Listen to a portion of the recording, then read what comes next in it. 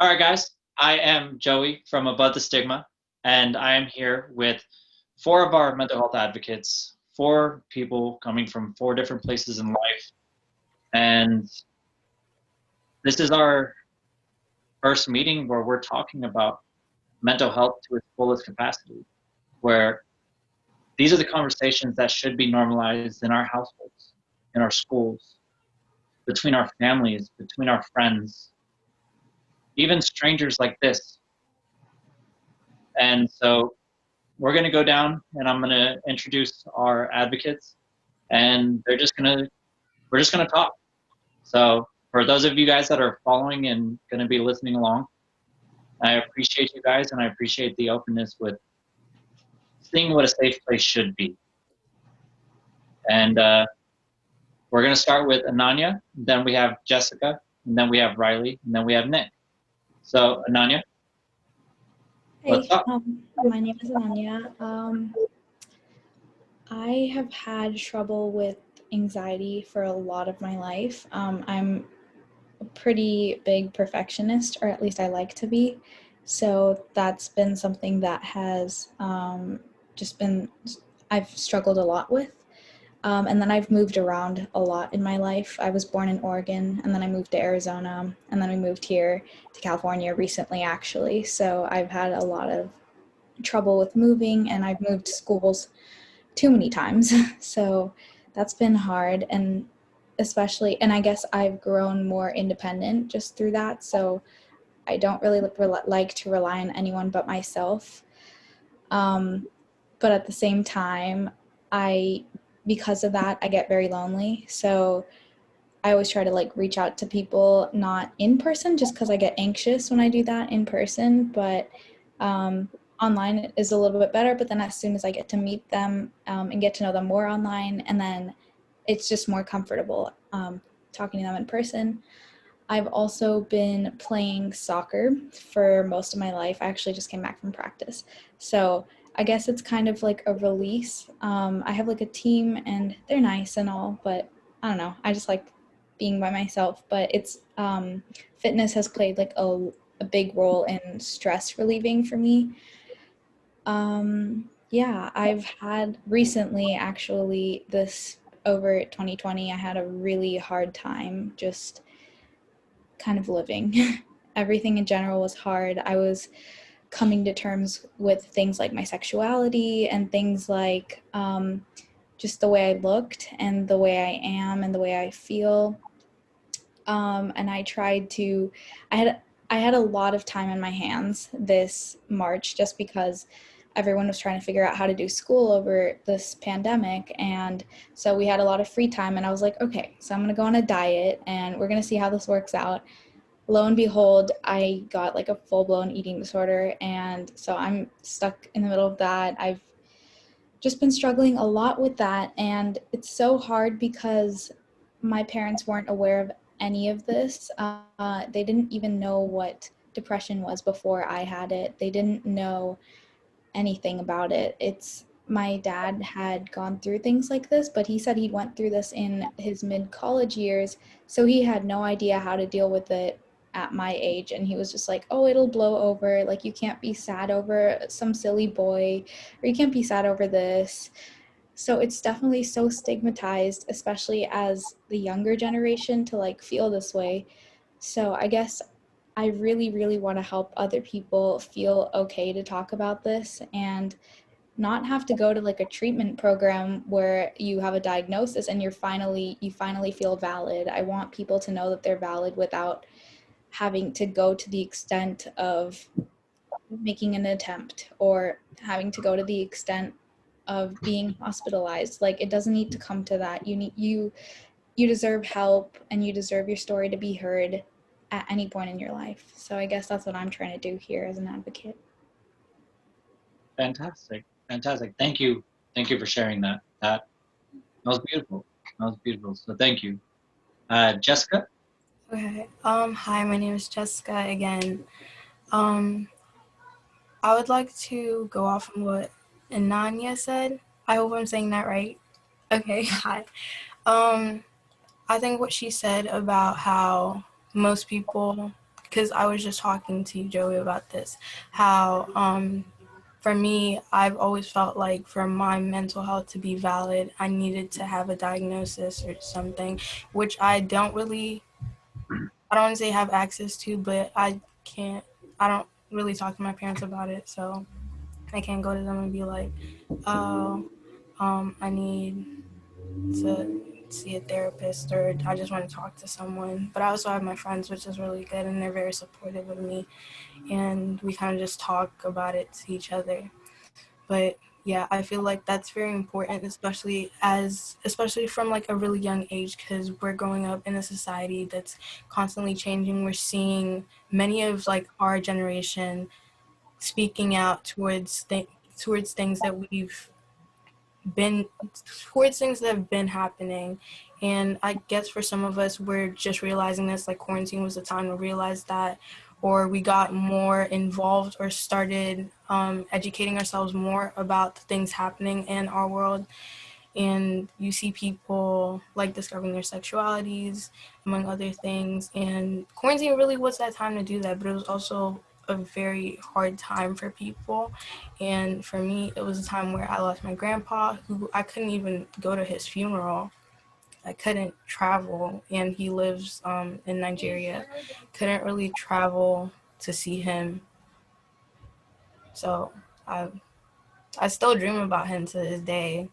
And I feel like that's his way of communicating with me, which before now I never really saw. I never believed in that. But he's also the first person I've ever lost in my family. And that was it's kind of difficult. Yeah. I But really get you. I lost my grandpa too over this pandemic, and that kind of pushed me over the edge, so I completely get you. thank you. I'm so sorry. I think just having people that relate to you with that type of stuff and see what you're going through, because a lot of people did lose their family over the pandemic and lost friends, and people had their friends and family going through different things, even if it wasn't particularly a death in the family. It was something around that, and I had my friends go through things like difficult things over the 6 months and 7 months, and it's like this time where you couldn't see anybody because you needed to respect the fact that you're protecting people by staying away from them. But it was also difficult because you couldn't be there to hold, because sometimes all somebody else needs is just like a physical affection. And it was difficult because you couldn't be there for them physically, even when things got so hard for them, or when things got so difficult for literally everyone around you, you couldn't be there physically for them.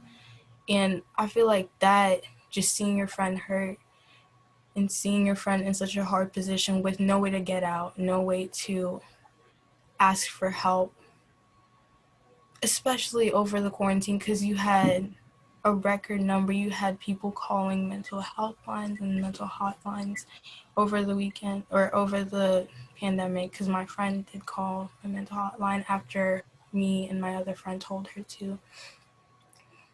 And now she's doing really good.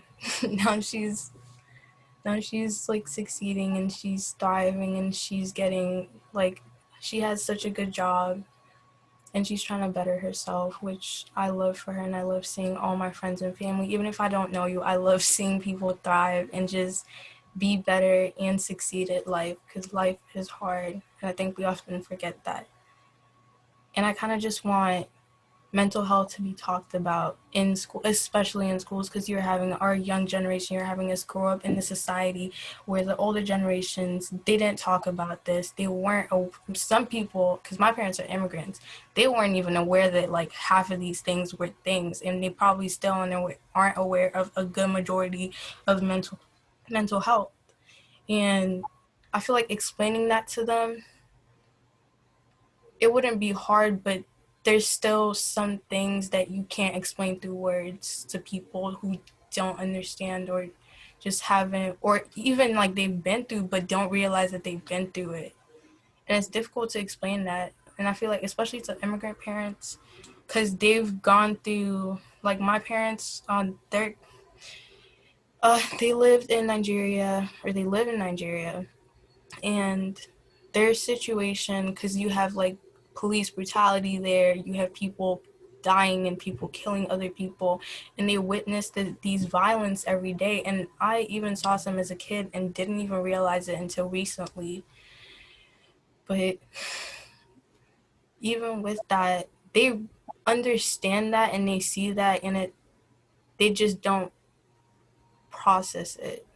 Because I asked my mom and she's like, oh, I'm used to it now. Like, I just don't feel anything. And I'm like, you should talk about that.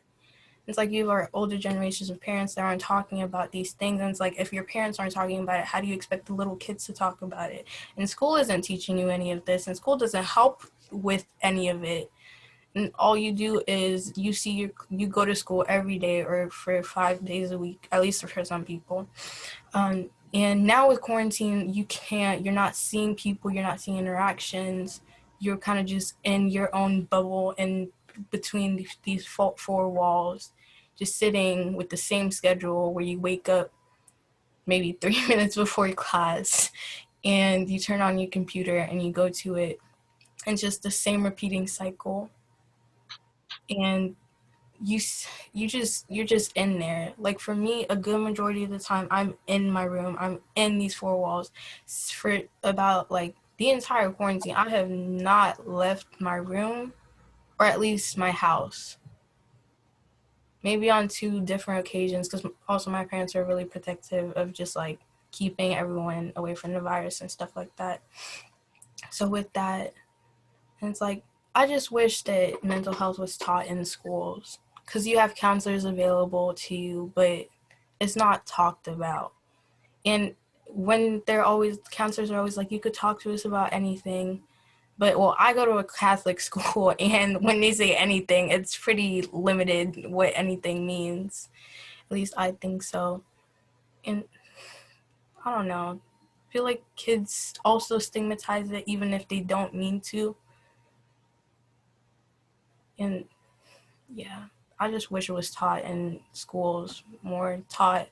They teach kids from really young ages, not only how to deal with it, but also how to help kids that have friends that have these mental disorders, just to help them cope with it and how to help, and just teach them to be better people. Because I know people that have struggled with mental illness and their friends have literally stigmatized and like ostracized them because of it.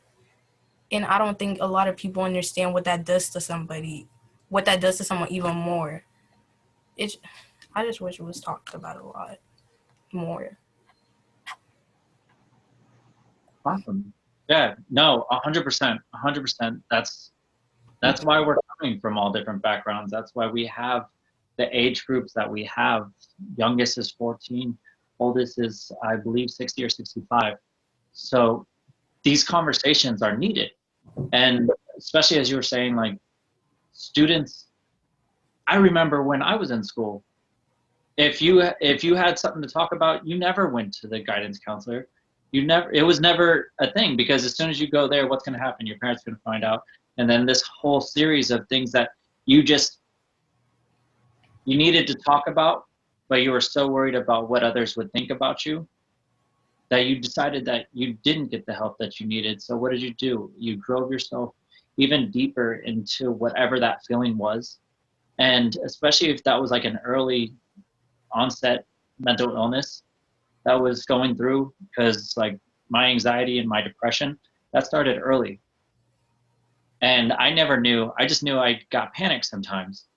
And I just knew that there was certain things that really were triggers for me, but I never wanted to express that. I never wanted to talk to people, because what happens when I want to talk about, hey, like I keep crying, but I can't say that to my friends because they're all guys, and it's like, what happens there? You get made fun of, and then you get picked on, and then it's stigmatized there. And that is a lot of people's reality.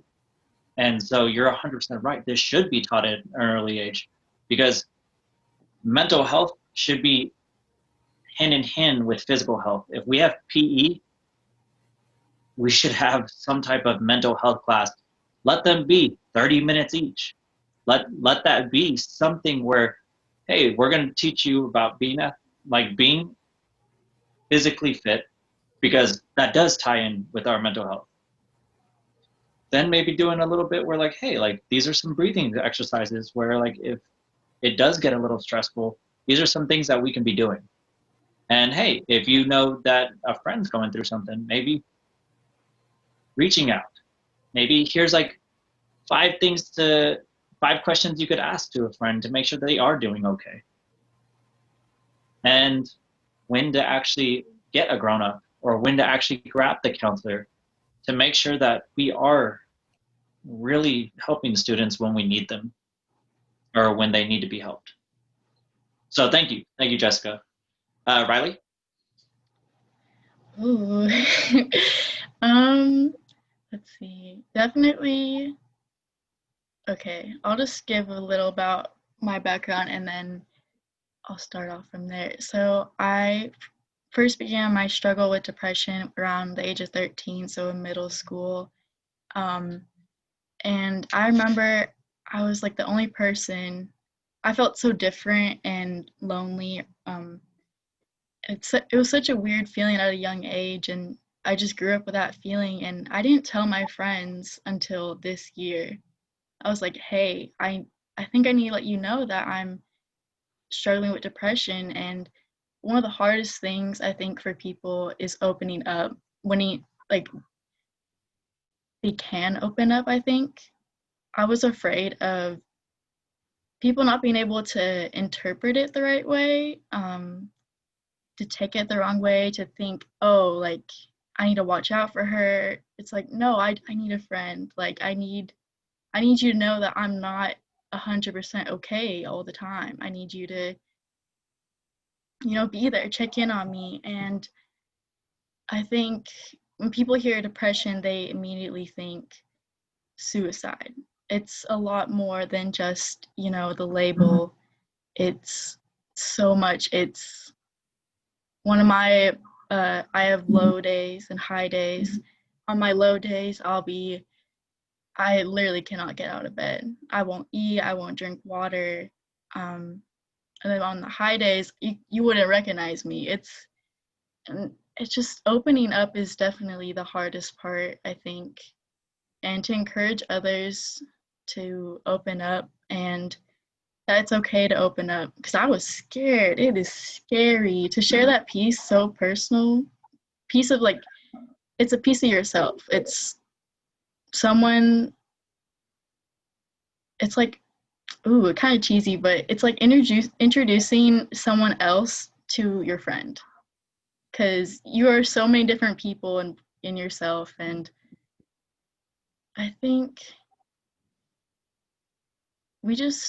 I like to reassure people that it's okay, and it comes out on its own time. And mine took 7 years, but I don't really know where to go with that, but I really wanted to emphasize just opening up. Yeah, that's 100% what this is all about. Is the first step is finding your voice.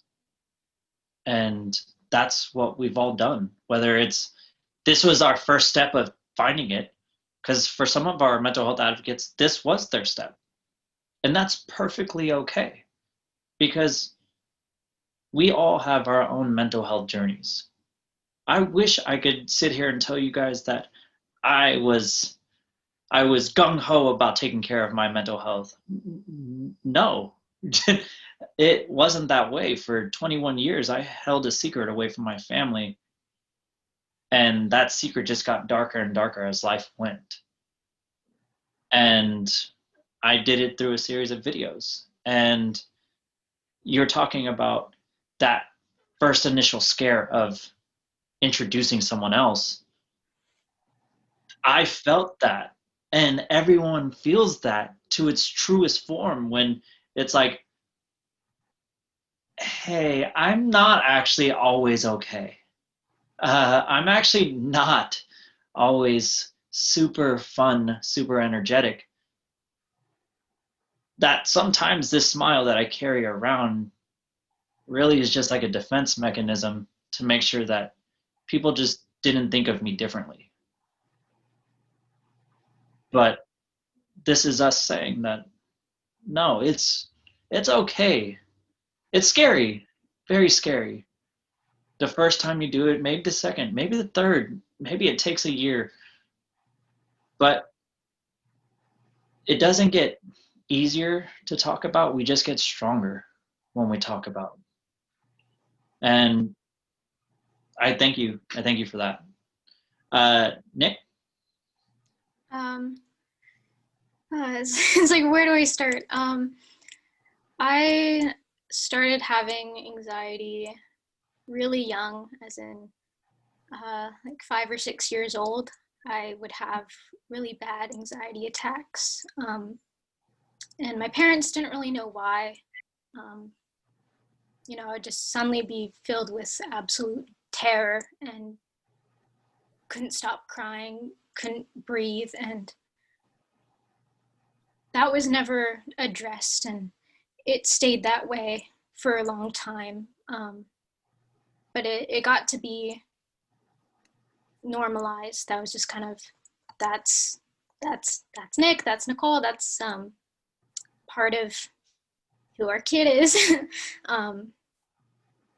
So that kind of sucked, because obviously I'm confused. Like, I'm just a little kid. I don't know what's happening. I was bullied a lot in school. I grew up in a town where there weren't a lot of Asian kids. So, you know, I was a minority, really short. So I got made fun of my height. I wasn't the typical Asian stereotype. I wasn't good at math. I was really quiet and would just kind of go to my corner of the playground and read a book. And, the mean kids would come over and they would make fun of me. At a young age, all you can think is, like, what's wrong with me? And, you're not even at the point, like, you're not even thinking, what is the big questions of what is life? What am I? You're just trying to be a kid. And so through that kind of carried on throughout middle school. And at around, when I got to middle school, I was like, this is a fresh start, but, all the kids kind of stay in the same schools. And so everyone followed me. And, I try to make new friends, but I just never quite fit in. And I just felt really alone, and at school and at home, but I felt like I had to hide that. My parents would pick me up and they'd ask me how my day is, and it was good, it's okay. And it got to the point where I would say it was decent. And, they just normalized that as my personality being rather negative. I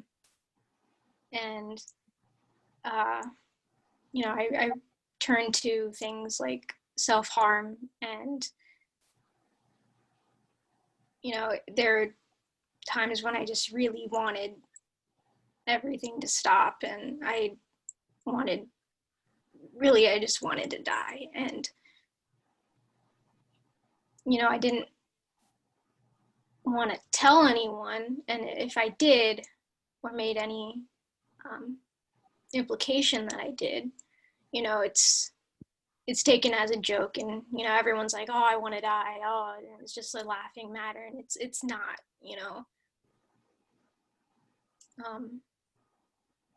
Because when that's just laughed off, it's like, oh yeah, my life really is a joke. And I remember, I'd wear like 20 bracelets on each arm. I'd wear a hoodie all the time, even when it was like 90 plus degrees outside. And I remember just like one of my friends at the time, like yanked my jacket off. They were just like, why are you wearing that? And they saw, and they went to the counselor. And of course the counselor then called my parents, and I didn't know this, and I came home that day and my mom was yelling at me. Sorry. No, you're okay. Yeah. You know, for something like that, you want support and you just want love. But, you know, I felt like I did something really bad. And I was told it was a sin. And, you know, all I wanted was a hug, honestly. But, yeah, instead I got, We're here to give you a hug now. thanks. I appreciate that. You know, like, I was already hurting myself. I didn't want to be hurt by the people I wanted the most support from. You know, and then I started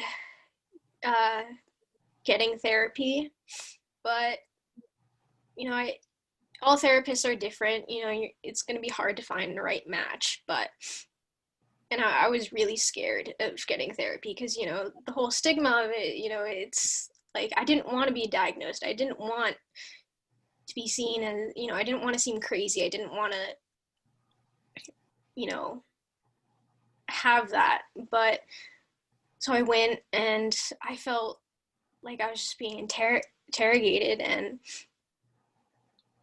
I did not enjoy that. And, you know, after a few sessions, I stopped, and then it was brushed under the rug, and it was never talked again with my family. And, you know, I put on a mask, acted like I was okay, but, you know, every time I would go to my room, I would just feel miserable. Throughout high school, kind of continued, and it wasn't until around junior, senior year that I started feeling better. I got rid of a lot of toxic friends in my life. That was a huge thing. Definitely the people who you surround yourself with have a big effect on you. But, you know, even though I allowed myself to be surrounded by good people, I didn't feel like I was a good person for them to be around. And I still have a lot of regret of, you know, putting my mental health on other people and them feeling like it was their responsibility. And because I still wasn't able to admit that I needed proper help. Because in my mind, you know, I would just keep on telling myself, I'm fine, I'm fine. Obviously, I was not fine, but, you know, I was just in severe denial of it. You know, like, how could I tell myself I'm fine when I'm having like 3-hour panic attacks every day? Like, it just, I didn't want the help. It was almost like that normalization, you know, that I grew up with. Like, it's a part of me. Like, who am I without my mental illness? And that is something that I'm really taking the time to be more self-aware and, you know, recognize the things that make me me beyond that. You know, I'm an artist, I am a musician, you know, I do these other things that make me feel whole and make me someone other than someone who has depression and anxiety. And I want to be part of something and be with other people where we can have that safe place and invite other people to be a part of that. And it's scary, and there's so many people that are going through this, and we need to help each other.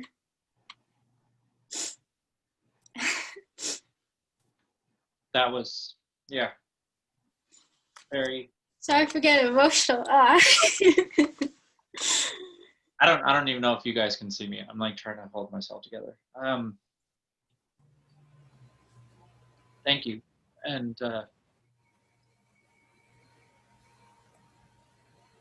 This is why we're doing this.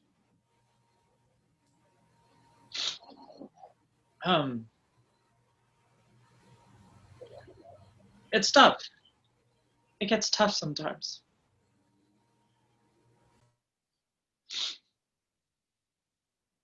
But together, we help each other. We let our stories help others. If someone could just take over real quick, just talk to each other real quick. Hi guys, how was your day today? I just want to say that I was really touched by all of your guys' stories, and Nic's was one that was like, that really kind of just set with me. I don't know. I'm not someone that, I don't know, I have a really hard time expressing emotions in front of people just because I've hid it for so long. So like, even if I'm sitting here with like a resting bitch face, I promise, like, I feel it. I feel it. I really do. Like, when you were talking about how, oh God, I don't want to cry. When you were talking about how you went to like, or your friend went and took you to the counselor and they had to call your parents. Like, I resent with that, or I like settle with that. Like, I just get that so well. And that same very thing happened to me like 2 years ago. And it was the worst moment of my life to have my parents come and tell me, like, what are you doing? Like, you're destroying the body that we gave you. Like, it's hurting us. Like, just think about how I'm feeling. Like, it's hurting me too. And there's a purpose for it. And yeah, I just really resonated with that. That's the word. Yeah, and I really feel like, you know, as Jessica was saying, like, it should be taught in the schools. But I think it's something that parents really need to realize and take upon themselves to bring up with their kids too. Like, when I'm older and I have kids, I want to be able to have conversations about this. And Me if they're too. having, a bad day, I want them to be able to tell me that and not just say I'm fine. Like, if they're not okay, like, we're gonna talk about it and I'm gonna get you ice cream and we're gonna we're gonna cry together. um and because it's, I don't want them to be scared about me finding out. Like, it's just so scary because you look up to your parents. They're the people that raise you. You don't want to let them down, and that is such a heavy weight. Yeah. Yeah. Thank you, all of you. This is why we're doing what we're doing, and it starts with this conversation. And I told you guys before that I'm not afraid to cry with you guys. It should be normal. Mm-hmm. This is who I am. This is who Ananya is. This is who Jessica is. This is who Rylie is. This is who Nic is. And we're all perfectly perfect in our own ways. And our stories really will help. Not even just others, they help ourselves, because the more we own our own stories, the more we get stronger. The stronger we get. And I'm getting stronger along with you guys. Some days really aren't good for me. Some days are really good. I try to be equally as productive on all of the days. And sometimes on the bad days, it really did just take everything just to get out of bed. And that's where bipolar likes to play its part, and that'll be a week event. And I'm just like, this is so joyful. I am so happy. Just smile. It makes things better. No, talking about it makes things better. And opening up with friends, parents, other people that you surround yourself with, that's what helps you the most. The scariest thing that we do is making ourselves seem weak is the strongest thing we can do. Because being able to talk about our true emotions is mental health should be. This is what taking care of your mental health looks like. It's not rainbows and unicorns. It's, hey, good days happen, bad days happen. We could talk about the good days, we could talk about the bad days. It shouldn't be a, oh, let's talk about the good days, let's talk about the bad days. No, there should be no change in tone. People shouldn't be isolated or made fun of or made to feel like something's wrong with them. Because that was my experience. And that's how the military made me feel. The last 6 months that I was in, I was being honorably discharged for being bipolar and suicidal.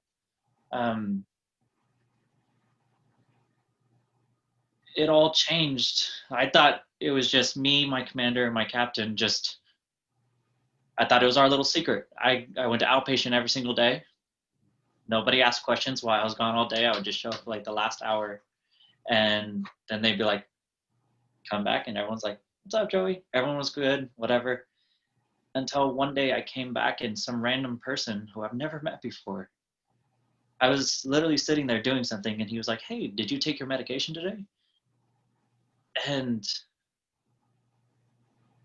it was on a bad day.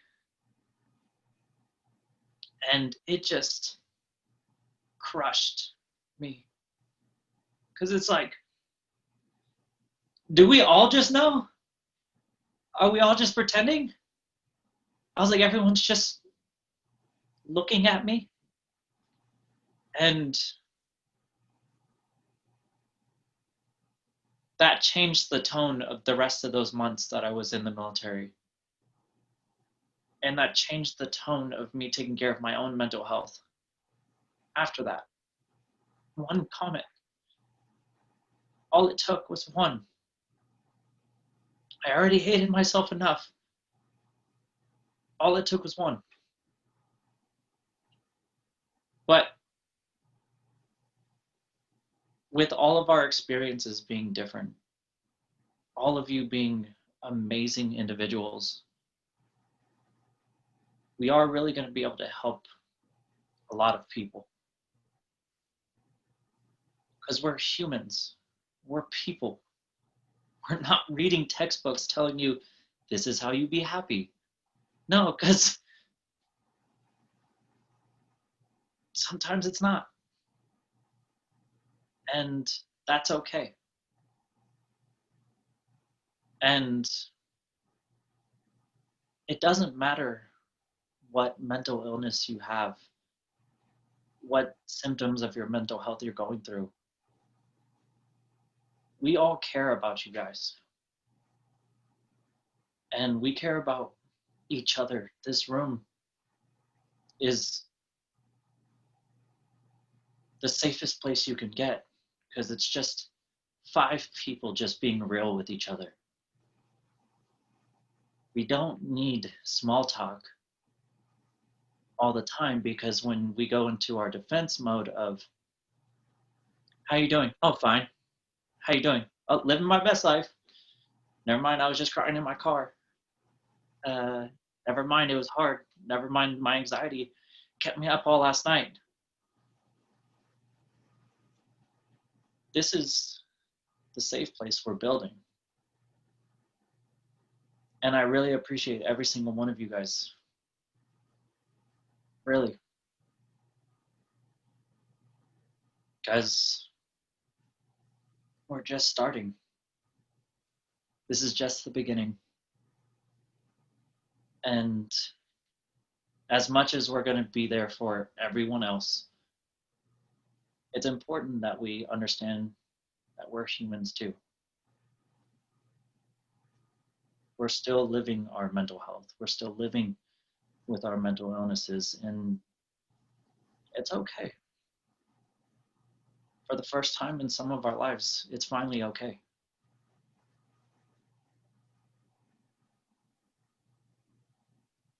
None of us are broken. None of us are victims to our own story anymore. even though sometimes it does feel that way.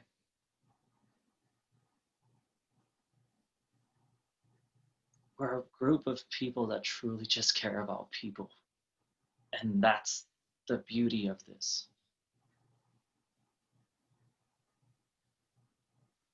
As where we're going to go for the organization, we're going to go, we are going to be helping out students. We are going to be helping people in the work field. We are going to find a way to help those that can't afford mental health care. We are going to be helping veterans. We're going to be finding a way to help seniors. But it starts with conversations like these.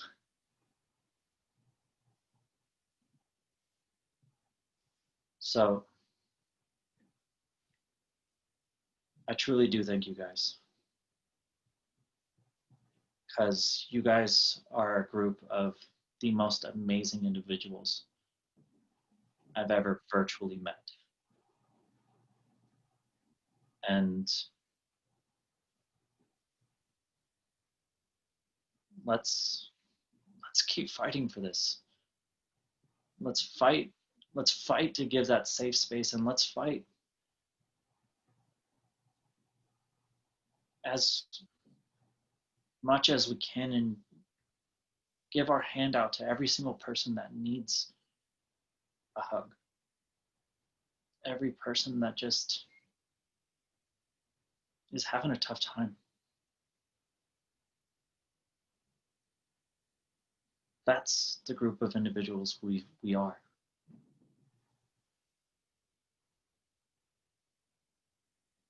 Let's normalize caring about people again. So I just want to say thank you. I just want to say I'm so proud of every single one of you. Finding your voices, because it took me a long time to find mine. So I thank you guys.